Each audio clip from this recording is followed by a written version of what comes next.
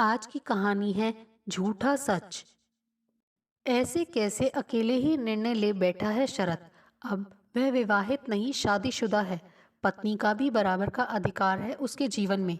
जाना ही था तो संग लेकर जाए कामिनी को। आशा बोल रही थी। यूं शरत और कामिनी की शादी को पूरे 3 साल हो चुके थे।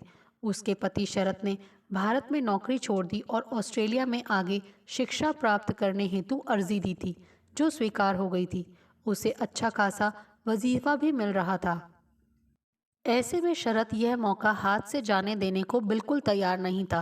कामिनी यहाँ अकेले नहीं रहना चाहती थी, मगर खर्चों के कारण शरत के साथ जाना भी संभव नहीं था। और यही कारण था दोनों में कलेश का। कुछ दिन सोच विचार करने हेतु कामिनी मायके आ गई थी। थोड़े दिन अलग रहकर बिना भावनाओं को बीच में लाए सोचेंगे तो शायद सही निर्णय पर पहुंच पाएं। यह दोनों का मत था। कामिनी नहीं चाहती थी कि माता पिता दोनों में से कोई भी उसकी गृहस्थी के निर्णयों में दखल दे। वैसे भी पिता ओम चुपचाप हमेशा अपनी ही चलाते थे और हम हर मामले में आशा तिरस्कार सहती आ रही थी। वह इस बात को देखती और समझती रही थी और इसीलिए उसने दोनों को कुछ नहीं बताया। पिता एकदम उग्र हो उठेंगे उसे मालूम था। आखिर कई दिनों बाद कामिनी और शरत ने एक साथ ओम व आशा को अपने निर्णय से अवगत कराया। शरत 2 वर्षों की प्रबंधक शिक्षा हेतु ऑस्ट्रेलिया जाएंगे और इस बीच मैं यहाँ रहकर अपनी नौकरी करती रहूंगी। फिर इनकी शिक्षा पूरी होने पर देखते हैं कि कहाँ अच्छी नौकरी मिलती है, उसी हिसाब से आगे की योजना बनाएंगे। कामिनी की इस बात से जहाँ माँ आशा सहमत न होते हुए भी ब्याहता बेटी के निर्णय का सम्मान कर रही थी, वहीं ओम के चेहरे पर कुंठा साफ झलक रही थी। मैं तुम दोनों के इस निर्णय से असंतुष्ट हूँ। विवाहोपरांत अलग रहना, और वह भी इतनी समयावधि के लिए, कहाँ उचित है। ओम के ऐसा कहते ही मानो एक गहरी खाई खुल गई और एकाएक वे उसमें गिरते चले गए। करीब 24 वर्ष पूर्व, जब कामिनी मात्र 3 साल की थी, उसके पिता ओम को एक अच्छी नौकरी की तलाश विदेश ले गई। कतर में कंपनी ने ही रहने को क्वार्टर किया था। पीछे आशा और कामिनी को एक किराए के घर में छोड़ ओम अच्छा पैसा कमाने निकल पड़े थे। आखिर यह पैसा ही उनकी गृहस्थी की गाड़ी को फराटे से चला पाएगा ना। कतर में दिन रात बड़ी मेहनत मशक्कत में कब व्यतीत हो जाता पता ही नहीं चलता। रात को शहर से दूर ऑफ साइट कंपनी के अहाते में ओम अपनी पत्नी आशा की स्नेहपूर्ण यादों के सहारे समय काटते। भारत में थे तो घर चाहे कितना छोटा था, टीन की छत वाली रसोई हो, दोपहरी में कितनी भी गर्मी बरस रही हो, आशा गर्मा गर्म खाना ही परोसती। ओम के पेट भर लेने के बाद भी एक और फुल्के की जिद करती। उनको खाने के बाद कुछ मीठा खाना पसंद था तो हर रोज कुछ ना कुछ, चाहे कितना भी कम बन पड़े, मीठा बनाती और बड़े प्यार से खिलाती। जब ओम शाम को थक कर घर लौटते तो गली के मोड़ से ही आशा को द्वार पर खड़ा पाते, और जब तक चलकर घर में दाखिल होते, आशा हाथ में पानी का गिलास और आंखों में प्रेम मनुहार लिए आ पहुंचती। दूर परदेश में ओम यही सब छोटी छोटी बातें याद करते रहते और उदास हो उठते। साल में एक बार घर आने का अवसर मिलता। वह एक माह फिर उसी स्नेह और आदर सत्कार के बीच बीत जाता। कामिनी भी इस बार उन्हें बड़ी सी लगने लगी थी। साल बीतने लगे। करीब 3-4 सालों के बाद आशा शिकायत करने लगी कि अब उससे अकेलापन नहीं झेला जाता। साथ के अपने जैसे लोगों के साथ कुछ समय बीत जाता, पर सब इसी दुख को झेल रहे थे। तुम यहाँ अपने घर में अपनी बच्ची के साथ हो, तुम्हें काहे का अकेलापन। मेरा सोचो, वहाँ सुदूर प्रदेश में अकेला तो मैं हूँ। ओम तर्क देते। आप समझ नहीं रहे हैं, एक बच्ची को अकेले पालना, अब मैं कैसे कहूँ। आशा ज्यादा कुछ बोल नहीं पाई थी। बस इस बार छुट्टियां पूरी होने पर कतर लौटने के 1 महीने बाद ही ओम को आशा की चिट्ठी मिली थी। कामिनी के पापा आपसे साफ तरह से कह ना सकी, इस बार या तो हमें अपने साथ ले चलिए या खुद लौट आइए। लगता है आपको जैसा चल रहा है वही रास आने लगा है, लेकिन मुझसे अब यूं नहीं रहा जाता। मेरी जिंदगी में कोई और आ गया है। वह मुझसे बहुत प्यार करता है, अपने साथ रखने को तैयार है, कामिनी को भी अपनाना चाहता है। आप मुझे तलाक दे दीजिए। आपकी आशा। आघात ने ओम के पांव तले जमीन हिला दी। आशा ने ये क्या सब लिख भेजा। और अंत में लिखती है आपकी आशा। कौन हो सकता है वह आदमी आशा के जीवन में? जब वे इस बार भारत गए थे तब उन्हें कोई शक क्यों नहीं हुआ? कामिनी ने भी कोई उत्तर नहीं दिया। पत्नी वियोग में पहले ही उनके लिए यहाँ स्वयं को स्थापित करना मुश्किल लगता था। साथ ही अकेलेपन की टीस और वीरान सी उनकी जिंदगी बेचैन हुआ करती थी। आशा के इस पत्र से ओम को बहुत रोष हुआ था। उनका मन खिन्न हो उठा। वह तन और मन से कितना भार ढो रहे थे। इससे अनजान कैसे हो सकती थी उसकी पत्नी? ओम आहत थे, मगर उन्होंने इस रिश्ते को ऐसे ही खत्म करने का सोच लिया। आशा ऐसा चाहती है तो ऐसे ही सही। जल्द से जल्द लौटकर उन्होंने अपने लिए एक अलग मकान का बंदोबस्त किया और अदालत के रास्ते अपना लिए। नोटिस मिलने पर लुटी पिटी सी आशा अदालत में दुहाई देने लगी। जज साहिबा, मैंने झूठ लिखा था, ऐसा वैसा कुछ नहीं है। वह तो मेरी एक सहेली ने मुझे यह तरकीब सुझाई कि शायद जलन और असुरक्षा की वजह से कामिनी के पापा वापस आ जाएं और फिर हमें अपने संग ले जाएं। आप समझ रही हैं कि आप क्या कह रही हैं? जज साहिबा ने झिड़की लगाई। जज साहिबा, मुझे गलत ना समझें। एक अकेली औरत के लिए समाज में जीना बहुत मुश्किल है।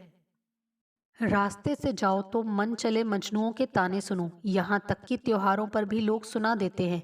ऐसे कमाने का क्या फायदा कि इंसान होली दिवाली पर भी घर ना आ पाए, और तो और अपने खास दोस्त भी। कहते कहते आशा वियोग में बिताए पलों की खट्टी यादों में पहुंच गई। एक बार कामिनी काफी बीमार हो गई थी। उस कष्ट की घड़ी में आशा की पड़ोस की सहेली अंबिका ने उसका बहुत साथ दिया। अंबिका के पति गगन ने उनके अपने छोटे से बेटे का ध्यान रखा और अंबिका कामिनी के माथे पर पट्टी रखती रही जब तक आशा डॉक्टर के पास जाकर दवा ले आई। उस रात आशा के घर गगन रुक गया ताकि जरूरत के समय काम आ सके। आशा अंबिका को जातियों के भेदभाव के बावजूद अपनी बहन समान मानती थी और गगन उसे दीदी कहकर संबोधित करता था। इस वक्त उन्होंने यह रिश्ता निभाकर दिखाया था। आशा कामिनी के पास ही सो गई और गगन साथ वाले कमरे में। अचानक रात के तीसरे पहर नींद की कच्ची आशा ने कमरे में कुछ आहट महसूस की। देखा तो गगन पास खड़ा था। क्या हुआ गगन, कुछ चाहिए आपको? नहीं आशा, मैं तो बस देखने आ गया कि तुम्हें नींद आ गई क्या। गगन के मुंह से अपना नाम व तुम सुन आशा का चौंकना स्वाभाविक था। उसके लाल डोरे और उनमें एक अजीब सा नशा आशा को डरा रहा था। प्रकृति ने स्त्री को छठी इंद्रिय प्रदान की है जिससे वह पर पुरुष की मन की इच्छा आसानी से भांप लेती है। घर अकेला था और कामिनी बीमार अवस्था में सो रही थी। आशा ने फौरन बात टाली। चाय लोगे गगन भाई? आशा, ये समय चाय का नहीं, बल्कि नहीं, मैं चाय बना ही लेती हूँ, तब तक आप जरा कामिनी के पास बैठिए, कह जबरदस्ती चाय बनाने लगी। उसने 2 कप चाय बनाई, एक गगन को दी और एक खुद घूंट घूंट करके पी। जैसे तैसे सुबह के 5 बजे सूर्योदय से पहले की लालिमा के साथ चिड़ियों की चहचहाट पौ फटते ही सारे आकाश में फैल गई। आशा बोली, गगन भाई, अब आप अपने घर जाइए, अंबिका आपका इंतजार कर रही होगी। उस घटना के बाद आशा अंदर तक हिल गई। किससे कहे, अंबिका को कैसे बताए? कहीं उसने आशा को ही गलत समझ लिया कि एक तो मेरे पति ने इतनी मदद की, ऊपर से उन पर इतना घिनौना इल्जाम। और फिर हुआ तो कुछ भी नहीं, यह तो सिर्फ उसका डर है, कोई सबूत नहीं है उसके पास। काफी परेशान हो गई वह और उसने ठान लिया कि अब वह अकेली नहीं रहेगी। इस संसार में उसका कोई है तो बस उसका अपना पति। वह फौरन उन्हें घर वापस बुलाना चाहती थी। बस एक अन्य सहेली की सुझाई हुई तरकीब अपनाकर आशा ने ओम को वह चिट्ठी लिख डाली। कितनी मूर्ख थी आशा। क्या वह कभी समझ पाएगी कि उसकी इस तरकीब से ओम को कितना गुस्सा होगा? उनमें कितनी निराशा, कितना अंधकार घर कर चुका था। इस तरकीब के पीछे के सारे घटनाक्रम से अनभिज्ञ ओम इस फैसले पर पहुंच गए थे कि चुप्पी ही तू तू मैं से बेहतर है। वे तो केवल अपनी पत्नी की ओर कमजोर आंखों से देख रहे थे। आशा ने बहुत माफी मांगी, कोर्ट ने भी उसे खरी खोटी सुनाई, मगर आशा के ना मानने पर तलाक न हो पाया। उन्हें साथ ही रहना था, लेकिन ओम के मन में गड़ी फांस ने उन्हें आशा की ओर से एक तरह से अलग कर दिया। तो बस यूं ही बुझे मन से निभाने के लिए ओम ने अपना जीवन काट दिया था। कामिनी को इस बात की कुछ हल्की फुल्की जानकारी मौसी से मिली थी, जो कभी कभार आती थी। आज उसका पति वही करने जा रहा था जिसका परिणाम उसके पिता आज तक भुगत रहे थे, तो भला कैसे मान जाते इस निर्णय को। नेपथ्य से वाकिफ कामिनी भी समझ रही थी कारण को। बेटियां माओ की थोड़ी अधिक करीब होती हैं। यही कारण था कि बड़ी होती कामिनी ने माता पिता के बीच की दूरी भांप ली थी। पूछने पर माँ ने अपनी गलती तथा अपने दिल का हाल दोनों ही उड़ेल दिए थे। संवेदनशील कामिनी सब समझ गई थी, लेकिन मर्यादा का पालन इसी में था कि वह छोटी थी और छोटों की भांति रहती, सो इस विषय में उसका चुप रहना ही उचित था। मगर आज एक झूठे सच को लेकर इतना परेशान भी तो नहीं देख पा रही थी। बहुत उधेड़ बुन में उलझे थे दिल और दिमाग। आज वह स्वयं शादीशुदा है, पति पत्नी के रिश्ते की नज़ाकत को पहचानती है। क्या आगे बढ़कर एक प्रयास करना उचित न होगा। कामिनी शरद के साथ अपने घर लौट गई। शरद जाने की तैयारी में था। कामिनी उसका पूरा साथ दे रही थी। वह चाहती थी कि शरद खुश मन से जाए, पूरी लगन से अपनी शिक्षा पूर्ण करे और फिर दोनों साथ में एक बेहतर जिंदगी जिए। नियत दिन शरद चला गया। आजकल के युग में जहाँ संपूर्ण दुनिया एक ग्लोबल विलेज बन गई है, जहाँ स्काइप, ट्विटर, व्हाट्सएप आदि ने सात समुंदर पार की भी दूरियों को हमारी हथेलियों पर सिमटा दिया है, वहाँ लॉन्ग डिस्टेंस रिलेशनशिप का निभना इतना कठिन नहीं। कामिनी यह बात अच्छी तरह समझती थी। उसका पति उससे बहुत दूर एक दूसरे महाद्वीप में होते हुए भी उसके इतने पास था कि आज उसने क्या खाया, कितने बजे सोया, क्या कपड़े पहने, किस किस से मिला, क्या सीखा आदि सबसे वाकिफ थी कामिनी। इसी तरह वह भी जो कुछ अपने पति से बांटना चाहती, वह हर बात वह शरत से कर सकती थी। बिस्तर जरूर अकेला था, मगर इतना साथ भी बहुत था। और फिर वह जानती थी कि ये दूरियां केवल 2 साल के लिए हैं। जब समयावधि नियत हो तो प्रतीक्षा इतनी कठिन नहीं लगती। कुछ समय बाद कामिनी फिर अपने मायके चली जाती। एक ही शहर में मायका और ससुराल होने का एक फायदा ये भी है कि जल्दी जल्दी मिलना हो जाता है। माता पिता ने शरद के हालचाल पूछे और कामिनी को सारी जानकारी है, इस बात से उन्हें तसल्ली मिली। चल अच्छा है बिटिया, तेरी शरद से रोज बात हो जाती है। हमारे जमाने में तो बस चिट्ठियों का सहारा था। आशा के कहते ही ओम बिफर पड़े। हाँ, बहुत सहारा था चिट्ठियों का। जो बातें मुंह पर न कह सको वे लिख कर भेज दो। एक बार फिर उपेक्षा से आशा की आंखें छलक आईं।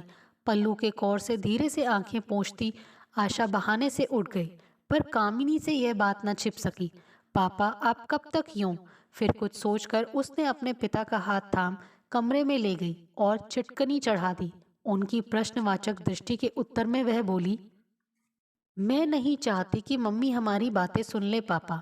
शायद मैं पूरी तरह ना समझ पाऊँ कि आप पर मम्मी की वह चिट्ठी पढ़कर क्या गुजरी होगी, क्योंकि जिस पर बीतती है वही जानता है। लेकिन फिर यही लॉजिक मम्मी की भावनाओं पर भी तो लागू होगा ना। जैसे आपको अपनी ठेस, अपना आघात ज्ञात है, वैसे ही क्या आपने कभी मम्मी से यह जानना चाहा कि क्यों उन्होंने इतना बड़ा झूठ बोला, इतना बड़ा झूठ जिसकी सजा वे आज तक भुगत रही हैं। कामिनी ने आगे कहा, जैसे आज मेरे पति के मुझसे दूर जाने पर आपको एक पिता के रूप में परेशानी हुई, क्योंकि आप मानते हो कि मैं अकेली कैसे जिंदगी जीऊंगी। लेकिन पापा, मेरे पास आप दोनों हो और बच्चे की जिम्मेदारी भी नहीं है। मम्मी के पास मैं थी और घर परिवार वाले सब दूर। ऐसे में उन्हें कितनी ही परेशानियां आई होंगी। एक महानगर में अकेली औरत, एक छोटे बच्चे के साथ, उसकी पढ़ाई लिखाई का इंतजाम, स्कूल में दाखिला कराना, स्कूल की मीटिंग में जाना, घर गृहस्थी की सारी संभाल, राशन, कपड़ों इत्यादि की खरीदारी, ऊपर से बढ़ते बच्चे का पालन पोषण। मैं सोच भी नहीं पाती हूँ कि कैसे माँ ने अकेले ही सब किया होगा। याद है आपको, जब आप छुट्टियों में आया करते थे, तब सभी रिश्तेदार दूर दूर से आपसे मिलने बारी बारी आते रहते थे। एक तो उस एक माह में मम्मी आपके साथ ढंग से समय नहीं बिता पाती थी, ऊपर से बढ़ा हुआ काम और घर खर्च। आज सोचती हूँ तो समझ पाती हूँ कि उन्हें कितनी कोफ्त होती होगी कि एक माह को पति आया है, फिर 1 साल नहीं मिल पाएंगी, और इस एक माह में भी रिश्तेदारों का तांता। एक औरत की तरह सोचती हूँ तो समझ पाती हूँ कि कितना अकेलापन सालता होगा उन्हें। काम बांटने की इच्छा, बातें करने की इच्छा, मानसिक संबल की आवश्यकता, हंसने बोलने और बदन को छूने सहलाने का मन, मन बढ़त की ज़रूरतें, विरह भरे दिन महीने।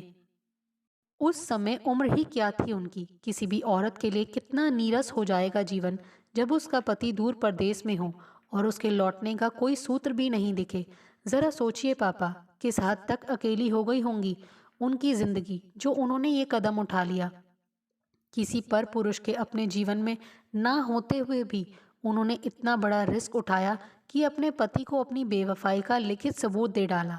ये उनकी चालाकी नहीं, सीधापन था। जो वे वाकई बेवफा होती तो कुछ भी कर सकती थी।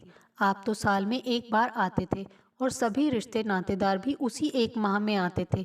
यहाँ क्या हो रहा है किसको खबर। कामिनी ने आज वह खिड़की खोली थी जिसे ओम कसकर बंद कर चुके थे। ये बात ठीक है कि ओम अपने परिवार से दूर कठिन परिस्थितियों में परदेश में मेहनत कर अपनी गृहस्थी के लिए कमा रहे थे, मगर ये भी उतना ही सच था कि उस गृहस्थी की गाड़ी को आशा अकेली ही खींच रही थी। उसने कई बार ओम को घर लौट आने या उसे भी साथ ले जाने की मांग की थी। ओम की अनिच्छा देख हो सकता है उसे यही विकल्प सूझा हो। गलती दोनों में से किसी की भी नहीं थी, गलती केवल परिस्थिति की थी।